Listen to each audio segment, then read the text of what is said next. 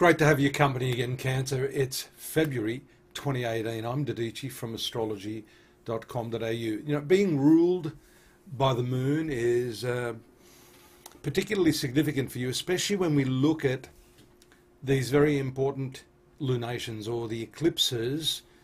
And we saw yesterday, 31st of January, the total lunar eclipse here.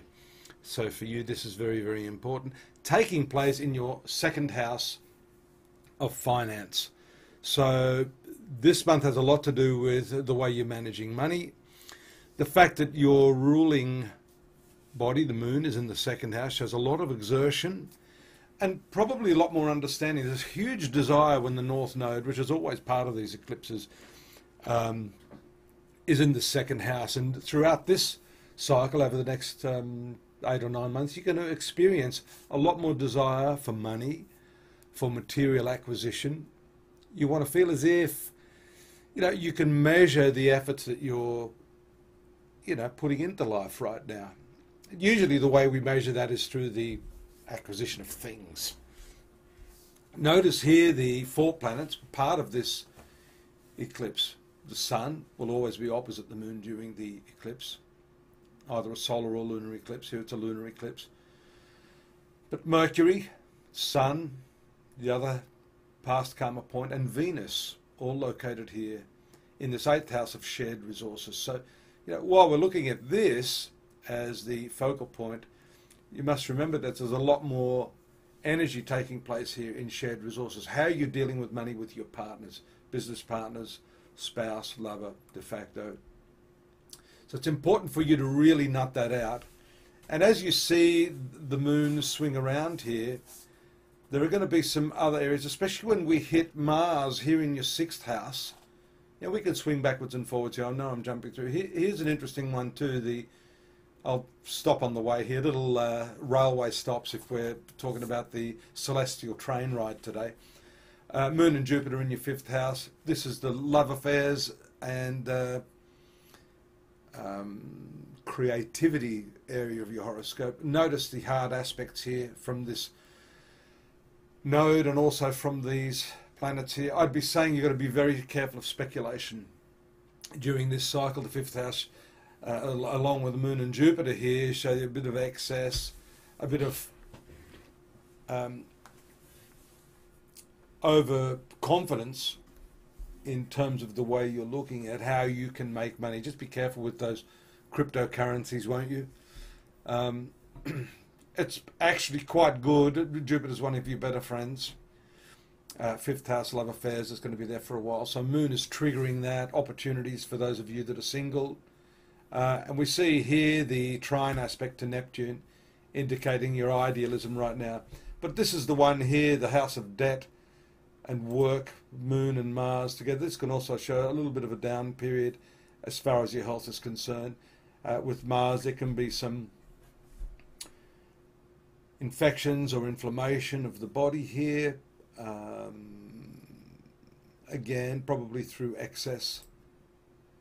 Here, the relationship house, the 7th house, has the combined influence of Saturn and Pluto. And this Saturn, as we'll talk about over the coming months, is going to have a big, big impact on your life as it moves into a closer conjunction with Pluto, which is the transformative planet.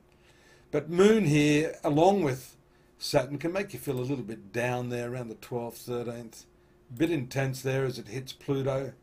And then all this financial stuff that we're talking about at the beginning of your reading, I think, is really set around here, around the 16th and 17th, during this new moon phase, to give you a new approach to the way you're dealing with money, resources, banking, taxation. A lot of those issues are under the jurisdiction of this sector of your horoscope. Mercury being here also shows your perspicacity. I love that word. The way you are looking deeply into the matter of finances and trying to, get on top of that sort of stuff. Notice also that it's very close to the nodes again. So this is forcing you to revisit aspects of your past, to see how you were dealing with money in the past, how it's impacted upon you now, and setting aright any of the errors and the probably more an attitudinal aspect to your finances. Ninth house here, journeys, travels, especially with Venus moving here. Then you see the Sun and Mercury.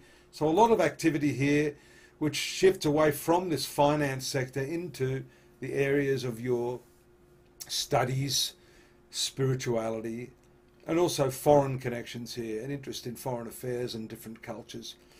A bit of a scatty day here around the 20th with the moon transiting Uranus, then moving into the 11th house around the 22nd, 23rd to give you a dose of social activities, and then a low-key period here around the 24th and 25th as the moon moves through this 12th house. By the way, if you take a look there, there's a very intense opposition to Mars, so that's an impulsive, irascible sort of edge to your temperament. You just want to be left alone there, so it's best to do that if that's what you want to do. Much better here as the waxing moon moves into the trine aspect of the Sun in your Sun sign. It makes you more serious, but it shouldn't overwhelm you. I say that because of this opposition to Saturn here. 27 and 28 are the last days of the month, and again finishing up here where we commenced the month with that eclipse, and so a return to some of those issues that may still be lingering or have not been completely resolved. You'll have an opportunity for that on the last day of the month.